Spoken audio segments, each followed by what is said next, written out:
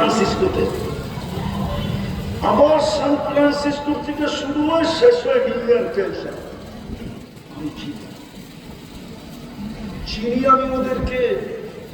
আমার এখানে অনেক কান্না আছে, অনেক দুটা কান্না আপনাদেরকে শুনে আছি। 2019-এ আমি লস এঞ্জেলিসে বসা ছিলাম, তো দুটা ছেলে সকালবেলা নাস্তার দস্তরখানে ছিল, কিন্তু ওদের পোশাক, ওদের আশা, ওদের চুল, ওদের চেহারা, ওদের অবস্থা এটা বুঝায় না যে ওরা আমেরিকাতে বসা আছে। আমি জিজ্ঞেস করলাম, তোমাদের এই অবস্থা কেন? বলছে, হুজুর কাল বিকালে আমরা জেলখানা থেকে বাকি হয়েছি, আমাদের আমেরিকাতে কোনো আপনজন নাই। আমি বললাম, তোমরা জেলখানায় কেন গেলে?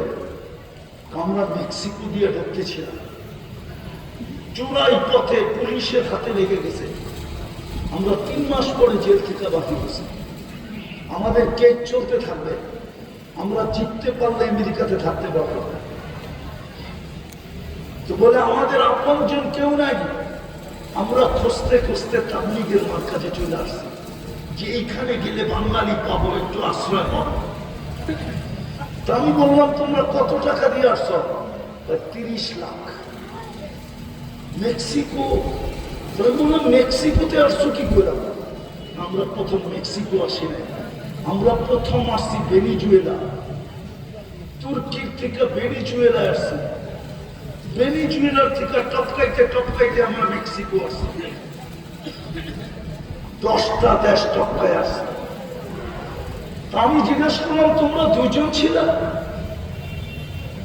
না হুজুর, আমরা গ্রুপ ছিলাম।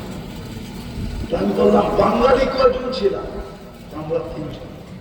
আমি বললাম, আরেকজন কোথায়? আমি কথা বলতেছি, নাস্তা খাইতেছি, আমি ওদের চোখের দিকে তাকাই না। যখন আমি জিজ্ঞেস করছি আরেকজন কোথায়, তো চোখের দিকে তাকায় দেখি ওরা কাঁদতেছে, চোখ দিয়ে পানি পড়তেছে। আমি জিজ্ঞেস করলাম, কাঁদো কেন? বলছে, হুজুর ও মেক্সিকোর জঙ্গলে হারায় গেছে, জানি না ওর পরিণতি কি করছে। রক্তে কাবার কসম, ওদের চোখের পানি আমার চোখ কাদায় গেছে।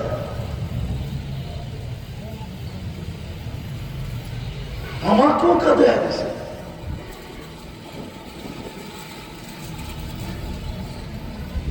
দ্বিতীয়, এই শাটডাউনের সময়, শাটডাউন যখন বাংলাদেশে 21 সালে শাটডাউন চলতেছিল, ওই সময় আমি আমেরিকাতে ছিলাম।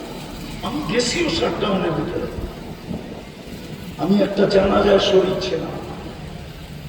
ওই ছেলেটার বাড়ি নোয়াখালী, ওর কেউ ছিল না আমেরিকাতে।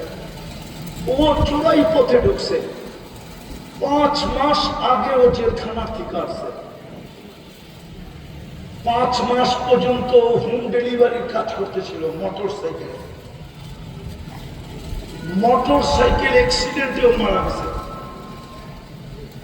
ওর জানাজায় আমি ছিলাম। কেউ কাঁদুক আর না কাঁদুক, আমি কাঁদতেছিলাম। এটা ভাইবা যে হায়, কত না স্বপ্ন ছিল।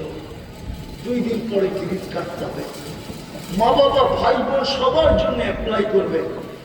একদিন সবাই ওর আঙ্গুল ধরে আমেরিকাতে চলে আসবে। বাড়িওয়ালাদেরও বড় স্বপ্ন ছিল যে ভাইয়ের হাত ধরে আমরা চলে যাব। বোনেরা স্বপ্ন ছিল ভাইয়ের হাত ধরে আমরা চলে যাব। ওরও স্বপ্ন ছিল মা বাবাকে নিয়ে আসবো। কিন্তু এক অ্যাক্সিডেন্ট সব পুলিশ। আমি পূজানের জন্য বলছি, আমাদের মাটির নিচে ধসা যাওয়া উচিত ছিল। মুহাম্মদুর রাসূলুল্লাহ পাইলাম, আর ওনার আদর্শ ছেড়ে দিলাম। আরেকটা বলতেছি, এটি বলি শেষ। 24 ঘন্টা 4টা পক্ষ, 24 ঘন্টা আমরা 4 মুখাপেক্ষী।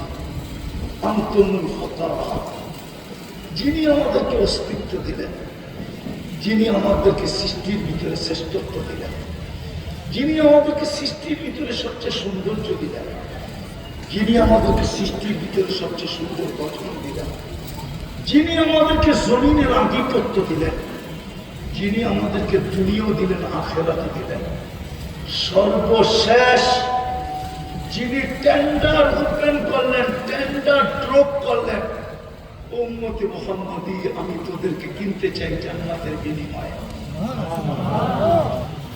24 ঘন্টা যাত্রা করো, ওই আল্লাহ শুধু ডেলি আমাদেরকে 5 বার ডাকে।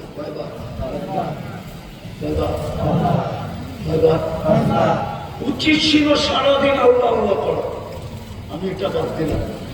উচিত ছিল সারাদিন সেজদায় পড়া থাকা, এটাও বাদ দিলাম।